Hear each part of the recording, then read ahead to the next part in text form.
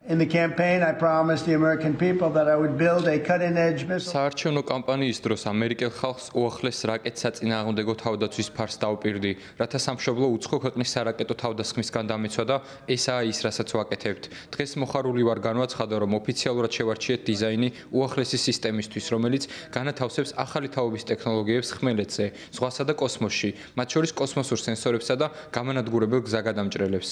კანადა დაგვიკავშირდა და მათ სურთ, რომ ამ პროცესის მონაწილეები იყვნენ.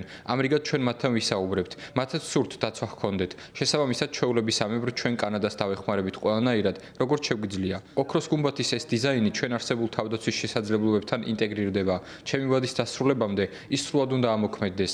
ამიტომ ამას დაახლოებით 3 წელიწადში გავაკეთებთ. მას შემდეგ, რაც დავასრულებთ, ოქროს გუმბათს შეიძლება რაკეტების გადაჭრა, თუნდაც ისინი მსოფლიოს მეორე მხრიდან ან კოსმოსიდან იყოს გაშვებული და გვექნება საუკეთესო სისტემა, რაც კი ოდესმე შექმნილა. მოგეხსენებათ, ჩვენ ისრაელს რკინის გუმბათის შექმნაში ვეხმარებოდით და ძალიან წარმატებული გამოდგა. ახლა კი ჩვენ ბევრად განვითარებული ტექნოლოგია გვაქვს. ჰიპერბგერითი, ბალისტიკური და მოწინავე ფრთოსანი რაკეტები ყველა ჰაერიდან ჩამოვარდება. ჩვენ საბოლოოდ დავასრულებთ სამუშაოს, რომელიც პრეზიდენტმა რეიგანმა 40 წლის წინ წამოიწყო და საბოლოოდ აღმოვხვრით ამერიკისთვის სარაკეტო საფრთხეს.